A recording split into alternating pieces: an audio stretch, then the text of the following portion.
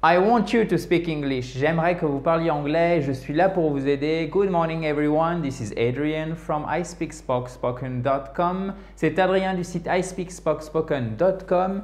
Et aujourd'hui, on se retrouve pour une nouvelle vidéo pour progresser en anglais rapidement. On va voir ensemble si en fait l'anglais c'est facile. Donc, je vais vous montrer différents points. Vous allez voir les points qui sont difficiles lorsque vous êtes francophone, a fortiori lorsque le français est votre langue maternelle en anglais. D'accord? Et on va voir aussi les points qui sont beaucoup plus faciles pour nous et les facilités qu'apporte l'anglais. Vous allez voir que l'anglais, ce n'est pas si simple que ça, mais en même temps, ce n'est pas si difficile. Chers amis, vous le savez, vous pouvez télécharger en cliquant juste ici au-dessus le kit complet pour apprendre ou vous remettre à l'anglais dans les 5 minutes qui suivent. Alors, c'est 37 pages illustrées et super concrètes. C'est bourré de conseils maison, donc profitez-en. Vous pouvez, en faisant la même chose, nous rejoindre sur Facebook ou bien évidemment, si ce n'est pas encore fait, vous abonner à cette fabuleuse chaîne YouTube en cliquant sur le bouton rouge juste en bas. Alors, l'anglais, comme je vous le disais, c'est une langue à la fois facile et pas si facile que ça. On va voir pourquoi. La première chose, et vous l'avez sans doute remarqué, c'est qu'il y a une partie du vocabulaire qui ressemble au français. Donc, je mets voca comme en français. D'accord? Alors, c'est très simple en fait. Il y a à peu près 1000 ans, pour être exact, vous connaissez peut-être la date, en 1066, il y a une bataille célèbre dans l'histoire de l'Angleterre. C'est lorsque Guillaume le Conquérant, pardon, qui était normand, a envahi l'Angleterre en fait. Et c'est entre autres à ce moment-là que le français s'est mélangé avec l'anglais, ce qui fait qu'aujourd'hui, on a une bonne partie des mots en anglais qui ressemblent au français. Donc ça, c'est plutôt un avantage.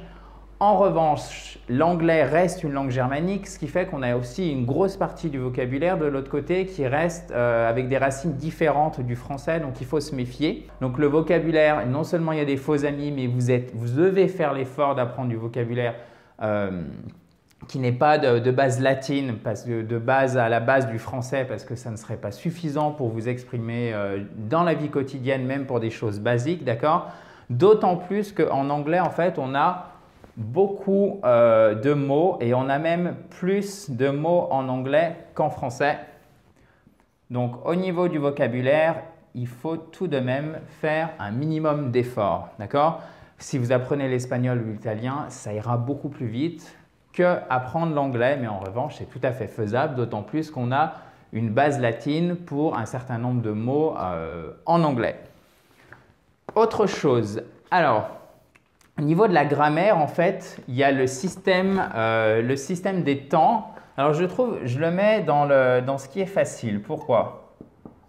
Parce que le système des temps, une fois que vous avez compris la logique, une fois que vous avez compris la différence entre un temps simple et un temps progressif, d'ailleurs, j'ai fait une vidéo, il y a une notification qui va s'afficher, vous pouvez aller la voir, une vidéo entre le présent simple, le passé simple et le present perfect, allez la voir. Elle décortique déjà une bonne partie du système des temps en anglais et une fois que vous avez compris cette logique, en fait, c'est plutôt facile d'utiliser les temps en anglais, de conjuguer. Pourquoi? Parce que contrairement au français, vous n'avez pas de conjugaison hyper compliquée, d'accord? Par exemple, au présent simple, c'est toujours la même chose, sauf à la troisième personne du singulier, vous rajoutez un S. Donc, ce n'est pas vraiment compliqué. Imaginez pour un anglophone qui apprend le français, là, c'est nettement plus complexe. D'accord? En revanche, il faut quand même bien avoir compris cette logique. D'accord? La logique du système des temps.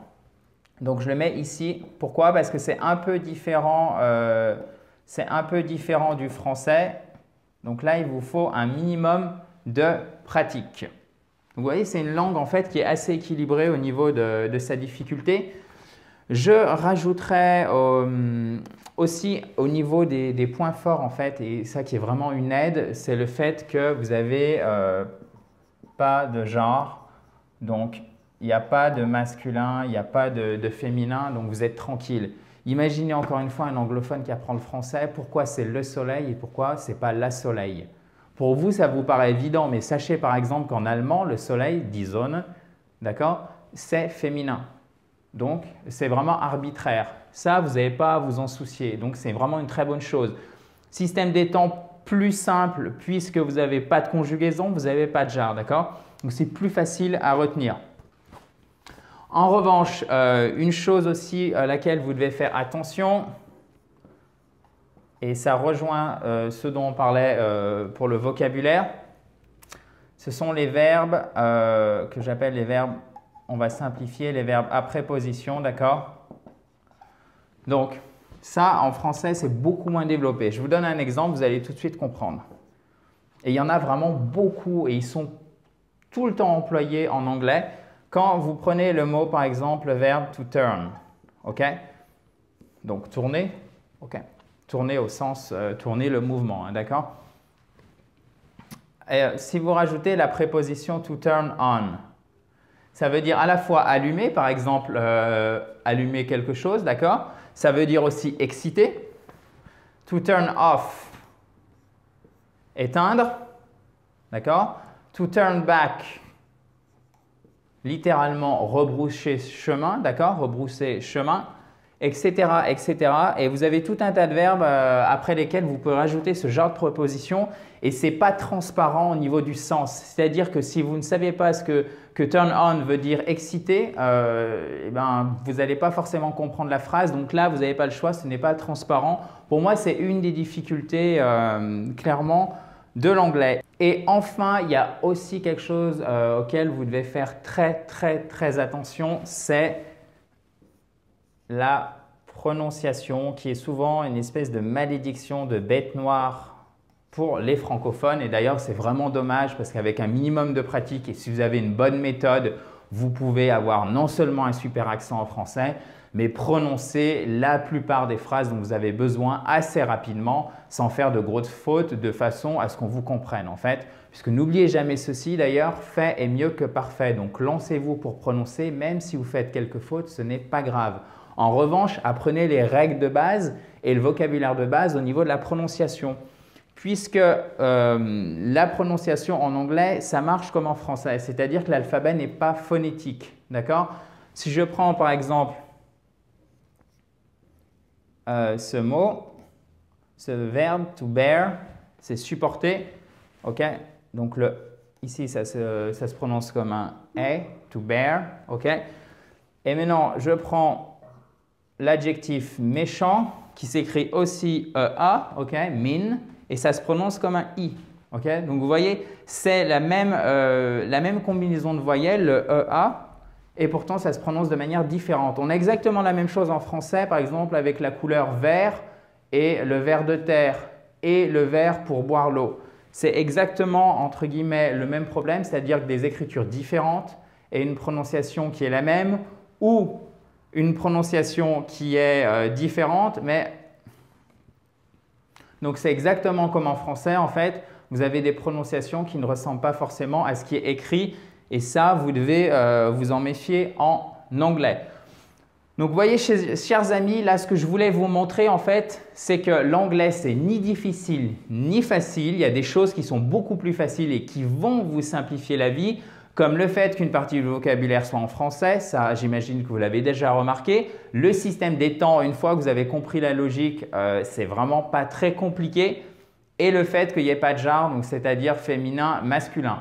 En revanche, vous devriez prêter attention au fait qu'en anglais, vous devez apprendre aussi les mots qui n'ont pas de racines latines puisqu'ils sont indispensables. Comme l'anglais est une langue germanique, vous avez beaucoup de mots qui ne ressemblent pas au français, vous devez les connaître. Et en plus, il y a une grosse variété au niveau du vocabulaire. Donc, ça demande un petit peu d'entraînement. Le système des temps, je l'ai mis aussi dans les difficultés puisqu'il faut faire attention, la logique est différente du français. Donc, méfiez-vous parce que parfois, ça paraît transparent, mais en fait, sans le savoir, vous pouvez faire de grosses fautes. Encore une fois, allez voir cette vidéo que j'ai faite sur le présent simple, le passé simple et le present perfect. Elle est vraiment indispensable si vous voulez commencer à comprendre le système des temps. Faites attention aux verbes à préposition, d'accord? Donc là, je vous ai mis un exemple. On a vu ensemble ce que c'était. Là, encore une fois, le sens n'est pas transparent, donc vous avez besoin aussi de les apprendre un minimum. Déjà, de comprendre comment ils fonctionnent et de les apprendre un minimum au niveau des expressions les plus courantes, je dirais. Et ensuite, la fameuse prononciation. Donc, faites vraiment très attention à cette prononciation. comment vous pouvez faire attention à cette prononciation. Encore une fois, le but, ce n'est pas de prononcer parfaitement. Vous voyez, if I talk English like that, you know I have a French accent. Si je parle comme ça, vous savez que j'ai un accent français, c'est absolument détestable, c'est horrible et ça fait beaucoup rigoler les étrangers d'ailleurs. But if I talk like that, you know I have an American accent, for example. Donc, si je parle comme ça, vous savez que j'ai un accent américain. Est-ce que j'ai un accent 100% américain, très bien, nickel, officiel? Absolument pas. On entend que j'ai un accent d'étranger. En revanche, est-ce que c'est suffisant pour que je me fasse comprendre? Oui, évidemment. Donc, vous voyez, donc le but en fait, c'est de bien connaître cette prononciation. Ce n'est pas de faire des choses parfaites, sinon vous n'allez jamais vous lancer. Donc, faites attention à cette prononciation, mais en même temps, il ne faut pas que ça vous paralyse, d'accord? Donc, l'anglais, c'est facile, oui et non, et on a vu pourquoi dans cette vidéo. En attendant, sachez que vous êtes libre de télécharger en cliquant juste ici le kit complet pour apprendre ou vous remettre à l'anglais dans les 5 minutes qui suivent, 37 pages concrètes et illustrées. Si vous faites la même chose, vous pourrez aussi accéder à la page Facebook de ispeakspoken.com. Et bien évidemment, si ce n'est pas encore fait, je vous invite à vous abonner en cliquant sur le bouton rouge à cette fabuleuse chaîne YouTube et nous retrouver très prochainement pour une nouvelle vidéo sur l'anglais. My dear friends, thank you very much and I talk to you soon. Bye bye.